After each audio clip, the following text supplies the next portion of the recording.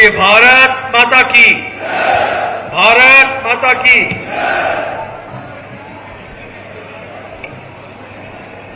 आज के इस कार्यक्रम में मंच पर उपस्थित भारतीय जनता पार्टी के प्रदेश के जुझारू अध्यक्ष सम्मानीय सीपी जोशी जी, राजस्थान की पूर्व मुख्यमंत्री और वर्तमान में हमारी राष्ट्रीय उपाध्यक्ष बहन वसुंधरा जी,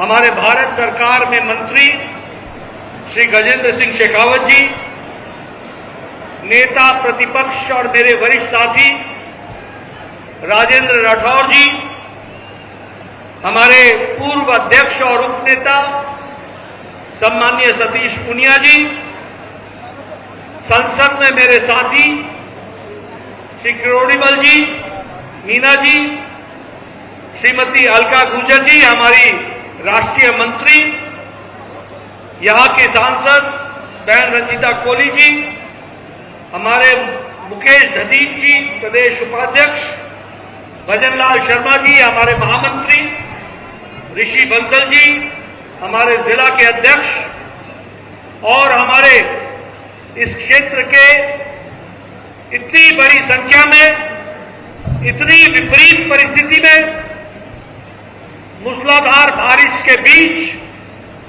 आप सब यहां पधारे हैं। देवियों और सज्जनों और मीडिया के मेरे साथी, प्रिंट मीडिया और इलेक्ट्रॉनिक मीडिया के मेरे साथी, मेरा ये सौभाग्य है कि मुझे रामचंद्र जी के भाई भरत के नाम से इस जगह को जाना गया, भरतपुर, ऐसे पावन स्थान पर आने का मौका मिला है। मैं ऐसी भूमि को नमन करता हूं और उनसे आशीर्वाद लेकर बात को प्रारंभ करता हूं।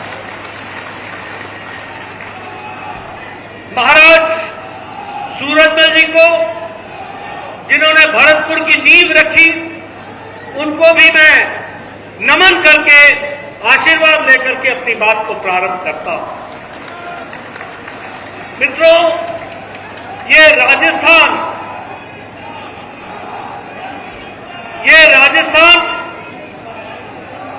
वीरों की भूमि है, तपस्वियों की भूमि है, देशभक्तों की भूमि है, स्वाधीनता संग्राम में अपने आप को आहूत करने वालों की भूमि है। ऐसे वीर भूमि को भी मैं नमन करके अपनी बात को प्रारंभ करता हूं। अभी अभी वसुंधरा जी आपके सामने और उससे पहले सीपी जोशी जी और राठौर जी ने आपके सामने हमारी सरकारों ने जो काम किया उसके बारे में चर्चा की है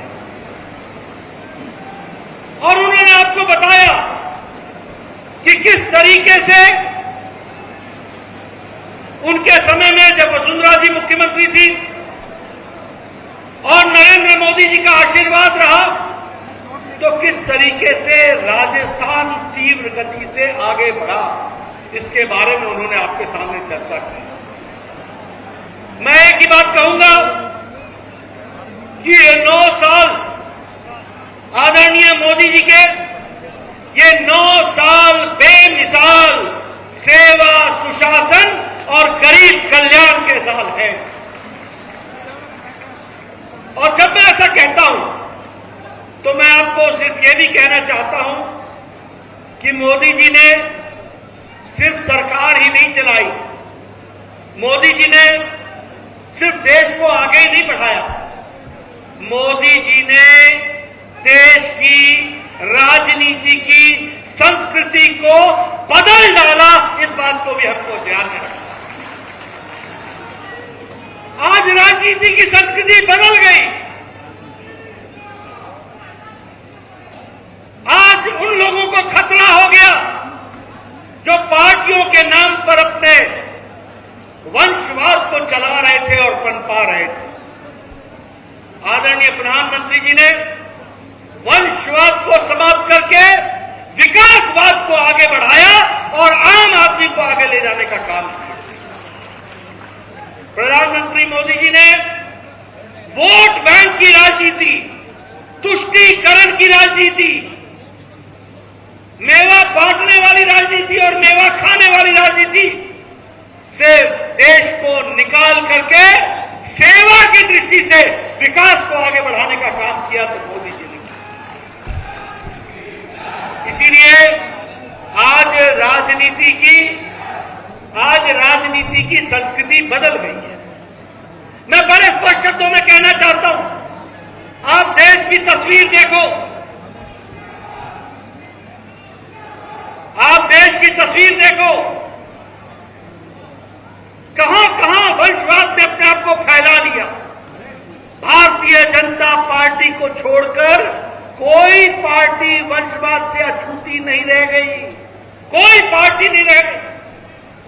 ये अकेली भारतीय जनता पार्टी है जहां साधारण परिवार से आकर कोई राष्ट्रीय अध्यक्ष बनता है, कोई प्रदेश अध्यक्ष बनता है और कोई भारत का प्रधानमंत्री नरेंद्र मोदी बनता है। इस बात को भी हमको समझना चाहिए।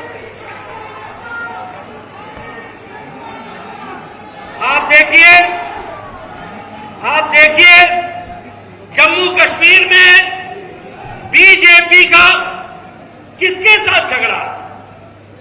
नेशनल कॉन्फ्रेंस, उमर अब्दुल्ला, फारूक अब्दुल्ला। पीडीपी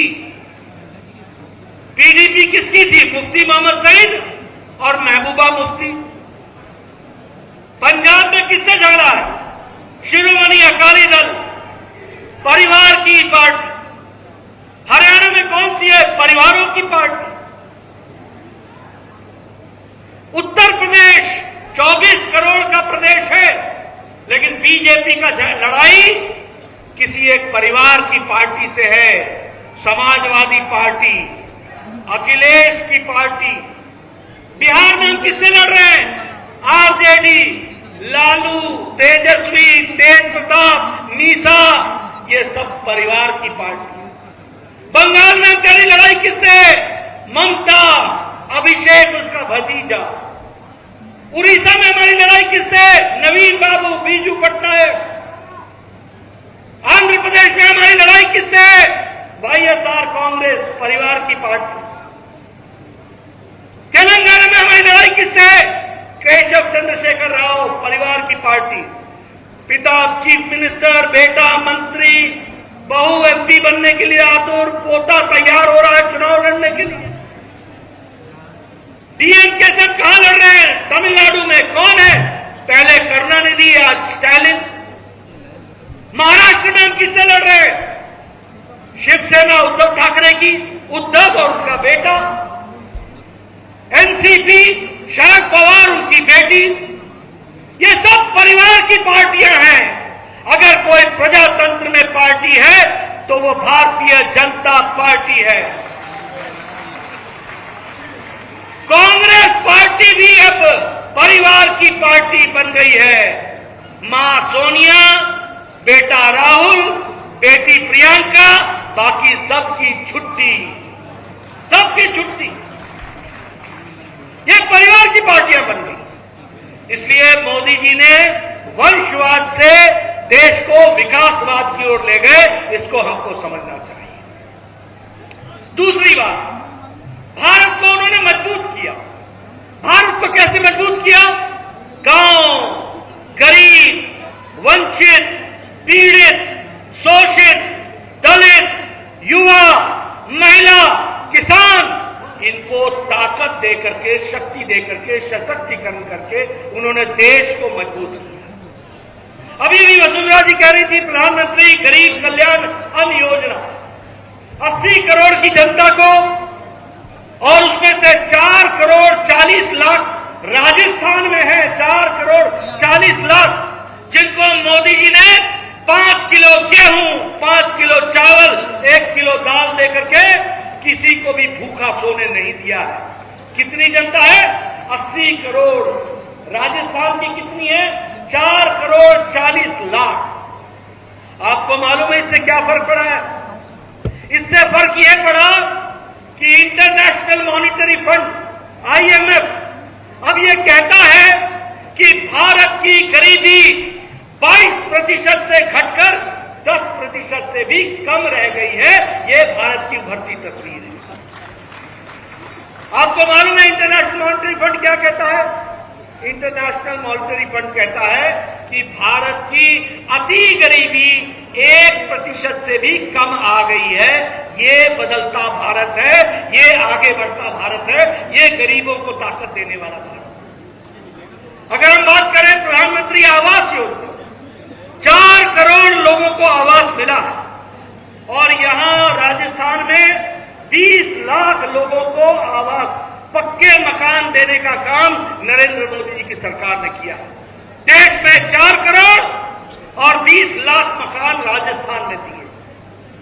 मैं कई बार ये घटना सुनाता हूं। किरोड़ीमल जी भी बड़े पुराने एमएलए, बड़े पुराने एमपी रहे हैं। मैं भी 93 में एमपी बन गया, एमएलए बन गया। 93 में जब मैं एमएलए था तो मेरा बीडीओ, ब्लॉक डेवलपमेंट ऑफिसर, मेरे पास आके बोलता था कि नड्डा साहब आपको खुशखबरी सुनानी है। मैंने कहा सुनाओ। तो कहता था कि आपको एक पंचायत में एक इंदिरा आवास योजना का घर मिला है। एक पंचायत में एक। मेरी 22 पंचायतें थी, यानी 22 घर। तो मैं कहता था उनसे कि भैया ये इंदिरा आवास योजना अपने पास ही रखो, मैं नहीं बांट पाऊंगा। एक अनार 100 बीमार मैं कहां से बांटूंगा? तुम बांटो, हम तो नहीं दे बांट सकते। लेकिन आज मोदी जी हैं तो 4 करोड़ पक्के घर बन करके तैयार होते हैं और आपको दिए जाते हैं। ये अंतर। मित्रों, आयुष्मान भारत, आयुष्मान भारत, ये हमारे जितने भी प्रथम पंक्ति में बैठे हैं ये सब एमएलए, एमपी हैं और रहे हैं। आप पता कीजिए, आज से 10 साल पहले हमारी स्थिति क्या होती थी? हम लिखते थे प्रधानमंत्री जी इसका बाईपास होना है, ये मेरे गांव का, मेरे इलाके का गरीब व्यक्ति है, ये इलाज के लिए इसको पैसे नहीं है, 2 लाख रुपए इसको कृपया देने का आप अनुशंसा करें। मुख्यमंत्री जी इसकी किडनी का ऑपरेशन होना है, इसको 5 लाख रुपए चाहिए, कृपया आप इसकी अनुशंसा कीजिए। और मुख्यमंत्री हमको 1.5 लाख, 2 लाख दे देते थे। अब 5 लाख के जहां चाहिए वहां 1.5 लाख लेकर के हम करेंगे क्या? लेकिन आज नरेंद्र मोदी जी ने 50 करोड़ लोगों को, 10 करोड़ 74 लाख परिवारों को हर साल गंभीर बीमारियों से लड़ने के लिए 5 लाख रुपए का हेल्थ कवर दिया है। 5 लाख रुपए का हेल्थ कवर। और ये हेल्थ कवर, याद रखना, ये हेल्थ कवर जाति के आधार पर नहीं है, ये गरीबी के आधार पर है। रेड़ी वाला, फेड़ी वाला, रिक्शा वाला, ठेला वाला, सब्जी वाला, बस का ड्राइवर, बस का क्लीनर, लिफ्ट चलाने वाला, कूड़ेदान से प्लास्टिक इकट्ठे करने वाला, ऐसे गरीब परिवार को मोदी जी ने 5 लाख रुपए का हेल्थ कवर दिया है। ये बदलता था। मैं एमपी था, मेरा लिफ्टमैन मुझे डेली अपने मकान से नीचे छोड़ता था। उसके चेहरे पर मैंने कभी खुशी नहीं देखी थी। मैंने पूछा क्या बात है, तू हमेशा मुरझाया मुरझाया सा रहता है? कहने लगा मेरी श्रीमती को हार्ट की प्रॉब्लम है, 2 लाख रुपए लगने हैं, मैं दे नहीं सकता। मुझे नहीं मालूम था कि मैं आगे चल करके देश का हेल्थ मिनिस्टर बनूंगा। लेकिन उस समय मैंने राम मनोहर लोहिया हॉस्पिटल में उसके बारे में बातचीत की और हमको वहां के मेडिकल सुपरिंटेंडेंट ने कहा बिल बनवा करके भिजवा दीजिए, मैं इसकी व्यवस्था करूंगा। और उसका ऑपरेशन हुआ और पहली बार उस लिफ्टमैन को मैंने हंसते हुए देखा, मुस्कुराते हुए देखा। ये भी हमने गरीबी देखी। गरीब आदमी इलाज नहीं करा सकता था। कैंसर हो जाए तो समझो तुम्हारा मकान बिक गया, तुम्हारा घर बिक गया। आज हर साल 5 लाख रुपए, यह है गरीब आदमी का सशक्तिकरण। अगर मैं बात करूं जल जीवन मिशन की, हम तस्वीरें देखते थे। महिलाएं जा रही हैं 3 किलोमीटर पानी लाने के लिए, 3 किलोमीटर पानी लाने के लिए, 4 किलोमीटर पानी लाने के लिए। आज 9 करोड़ 50 लाख लोगों के घर में पानी पहुंचाया जा रहा है, 9 करोड़ 50 लाख।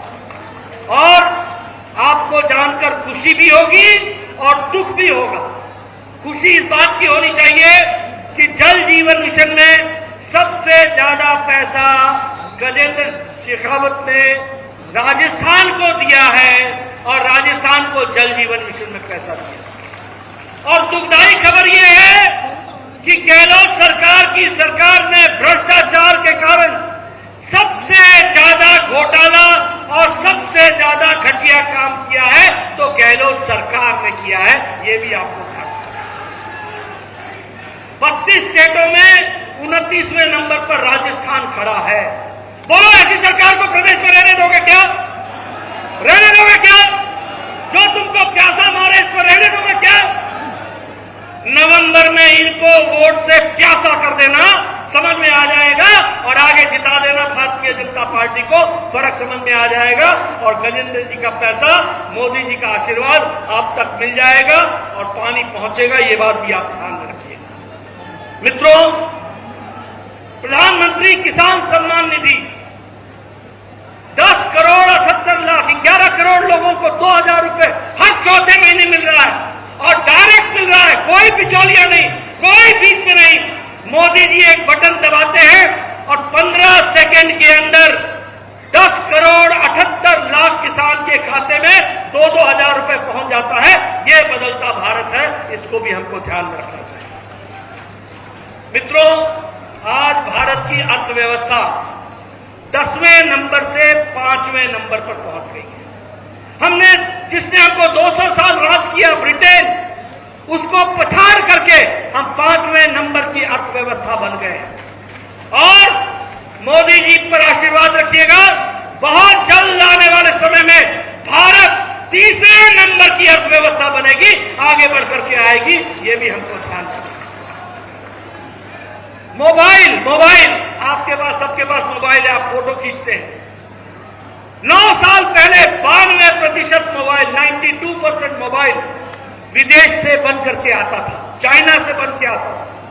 आज 97% मोबाइल भारत बना रहा है, भारत में मोबाइल बन रहा है। और इसको भी समझ, एप्पल भी अब यहां बनने लग गया है। ऑटोमोबाइल की मार्केट में हम 3रे नंबर पर है, स्टील के मैन्युफैक्चर में हम 2रे नंबर पर हैं। हर दृष्टि से हम विकास कर रहे हैं। खिलौने बनाने वाले में हम 3 गुना हमने अपना एक्सपोर्ट बढ़ा दिया है। इलेक्ट्रॉनिक गुड्स में हमारा एक्सपोर्ट बढ़ गया है। फार्मास्यूटिकल में हमारा एक्सपोर्ट बढ़ गया है। दवाई बनाने में दुनिया की डिस्पेंसरी भारत बन गई है। आज इस बात को भी हमको समझना चाहिए, ये बदलता भारत है। इसलिए आर्थिक जगत की बात करो, सशक्तिकरण की बात करो, विकास की बात करो, कोई भी बात करो, भारत हमेशा आगे चल रहा है। आपको जानकर खुशी होगी कि डायरेक्ट बेनिफिट ट्रांसफर, सीधा पैसा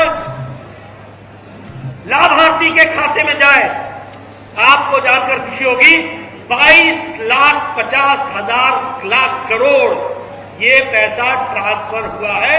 और 2.5 लाख करोड़ रुपए जो बीच में बिचौलिए खा जाते थे, उसको बचाने का काम मोदी सरकार ने किया। अभी अंतर्राष्ट्रीय जगत की बात हो रही थी। अब देखिए, अंतर्राष्ट्रीय जगत की बात करूं तो कोई कहता है Modi ji you are the boss, Modi ji you are the hero. कोई बोलता है आई एम योर फैन, कोई बोलता है बदलने के सबसे बड़े नेता है तो वो आदरणीय मोदी जी है जो देश में बदलाव लाते हैं, ये बात कही जाती है। लेकिन जब मोदी जी की तारीफ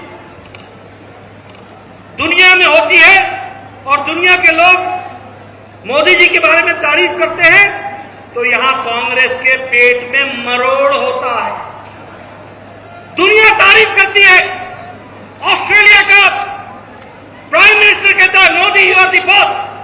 एलन मस्क बोलता है आई एम योर फैन। कोई बोलता है यू आर दी हीरो। और यहां कांग्रेस को पेट में मरोड़ होती है। वो क्या बोलते हैं? मोदी बिच्छू है, मोदी जी सांप है, मोदी जी नीच है, मोदी जी चाय बेचने वाला है। और वो जितना ये कहते हैं 140 करोड़ की जनता मोदी जी को आशीर्वाद देने के लिए तैयार होती है और आगे बढ़ती है। इस बात को हमको समझना है, यह है फर्क। लेकिन कांग्रेस पार्टी का जो हाल है वो आपने देखा। अभी देखिए दुनिया में, मैं आपको उदाहरण देता हूं। अभी अमेरिका गए थे मोदी जी, समझौता किस बात का हुआ कि हम स्पेस में इकट्ठा काम करेंगे। समझौता किस बात का हुआ कि क्रायोजेनिक इंजन भारत में बनेगा। समझौता किस बात का हुआ कि टेक्निकल सपोर्ट हमको आपस में हम करेंगे। यही जब भारत का प्रधानमंत्री पहले जाता था तो चर्चा क्या होती थी? टेररिज्म, पाकिस्तान, हमारा झगड़ा, और वो अंपायर बनते थे। आज कोई पाकिस्तान की चर्चा नहीं करता। भारत भारत है, पाकिस्तान जहां खड़ा है वो आपको मालूम है। ये कांग्रेसी अनपढ़ महंगाई की बात करते हैं। खाने की सामग्री में महंगाई भारत की 2.7% है, 2.7। पाकिस्तान 48.75 है, अमेरिका 5.4 है, यूके 8% के लेवल से महंगाई हो रही है, रशिया 11% से महंगाई हो रही है, जर्मनी 9% से महंगाई बढ़ रही है, और भारत 2.7 पर खड़ा है। ये हमको समझना चाहिए, ये भारत का विकास की कहानी। इसलिए हर दृष्टि से देखिएगा, विकास ही विकास। अब आप राजस्थान की बात लीजिए, बताइए यहां नेशनल हाईवे बन रहे हैं कि नहीं बन रहे हैं? नेशनल हाईवे बन रहे हैं कि नहीं बन रहे हैं? बन रहे हैं कि नहीं बन रहे हैं? मोदी जी ने वो 200 तक वो सड़क 6 लेन बना दी कि नहीं बना दी? बना दी कि नहीं बना दी? उससे बताइए, बूंदी से लेके कोटा से लेकर हमारे दौसा से लेकर के सबको लाभ हुआ कि नहीं हुआ? सबकी जमीनों के दाम बढ़ गए कि नहीं बढ़ गए? ये विकास की कहानी। कहीं मेट्रो बन रहा है, कहीं अंडरपास बन रहा है, कहीं ओवरब्रिज बन रहा है, कहीं एलिवेटेड रोड बन रहा है। 5000 किलोमीटर की सड़क राजस्थान में बनी है, 5000 किलोमीटर की नेशनल हाईवे की सड़क, और 54,000 किलोमीटर नेशनल हाईवे बना। यूपीए के टाइम में एक दिन में 12 किलोमीटर सड़क बनती थी, मोदी जी के टाइम में प्रतिदिन 29 किलोमीटर नेशनल हाईवे बनता है। यह विकास की कहानी। रेल की पटरी 5 किलोमीटर पिसती थी, आज 8 किलोमीटर प्रतिदिन के हिसाब से रेल की पटरी बन रही है। विकास की नई कहानी लिखी जा रही है। यहां भरतपुर में आया हूं, मुझे खुशी है। वसुंधरा जी उस समय मुख्यमंत्री थी, मैं स्वास्थ्य मंत्री था। हम लोगों ने यहां पर 23 मेडिकल कॉलेज दिए, 23 मेडिकल कॉलेज, 11 मेडिकल कॉलेज चल पड़े हैं, और भरतपुर को भी मेडिकल कॉलेज दिया है। यह भी आप ध्यान में रखिएगा, विकास के लिए दृष्टि से आप आगे बढ़ रहे हैं। जल जीवन में पैसा दिया जा रहा है, विकास के लिए दिया जा रहा है। हर दृष्टि से नेशनल इंस्टीट्यूट आ रहे हैं, रेल की नई पटरियां बन रही हैं। आपके सारे रेलवे लाइन इलेक्ट्रीफाई कर दिए कि नहीं कर दिए? सारों का इलेक्ट्रिफिकेशन हो गया कि नहीं हो गया?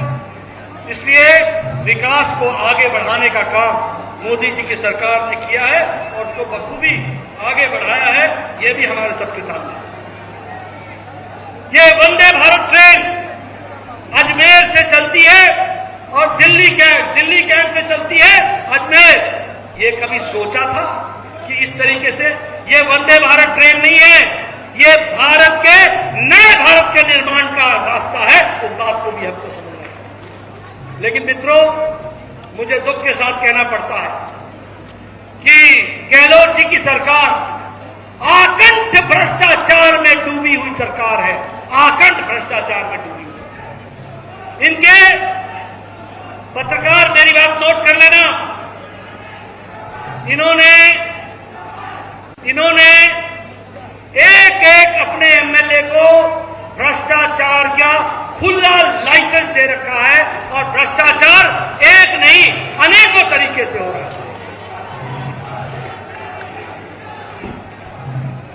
आप बताइए, आपके यहां कोई काम बिना भ्रष्टाचार के हो सकता है क्या?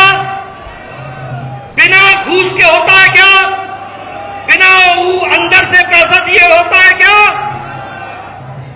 या अखंड भ्रष्टाचार में डूबी हुई सरकार है।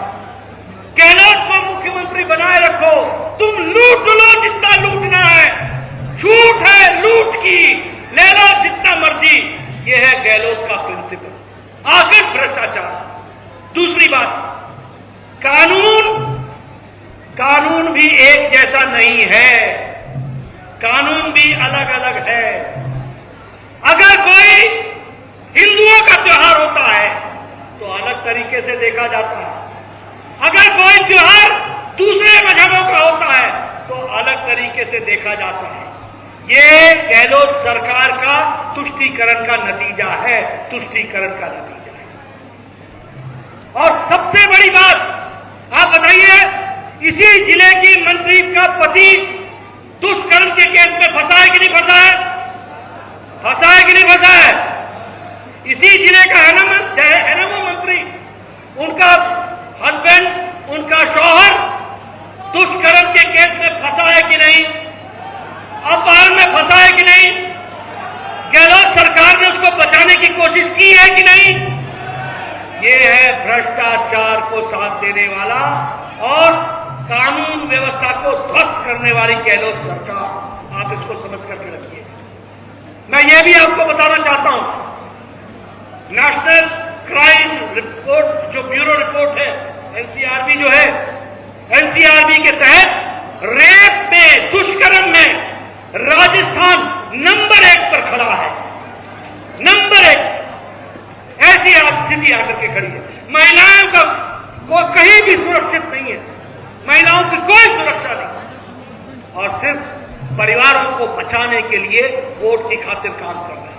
मित्रों, देखिएगा एक बात, आप अगर आरजेडी को वोट देते हैं तो आप लालू के परिवार को वोट देते हैं।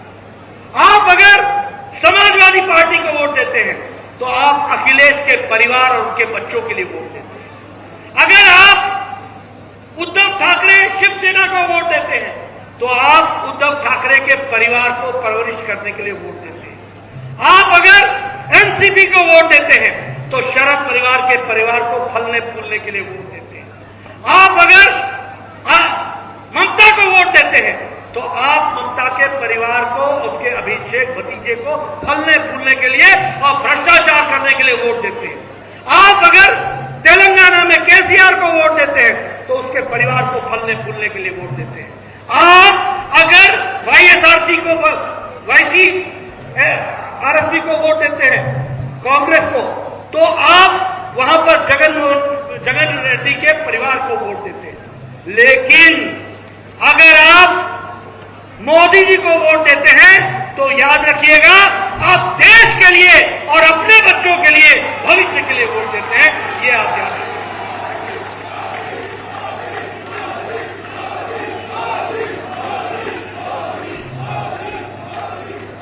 इसलिए मैं आपको ये कहने आया हूं, बताइए, देश में मोदी जी के नेतृत्व में सरकार मजबूती से चल रही है ना?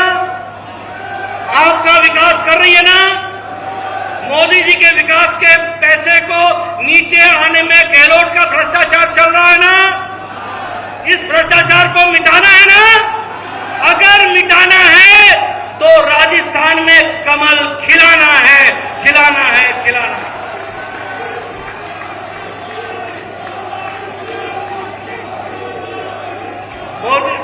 मित्रों, आपका ज्यादा समय न लेता हुआ फिर से 9 साल बेमिसाल सेवा, सुशासन और गरीब कल्याण, इसके लिए समर्पित है। आपने मेरी बात सुनी, बहुत बहुत धन्यवाद। जय भारत, जय राजस्थान। बहुत बहुत धन्यवाद आदरणीय अध्यक्ष जी। अब मैं निवेदन करूंगा धन्यवाद के लिए हमारी सांसद रंजीता कोहली जी से कि आप लोकसभा रैली का धन्यवाद।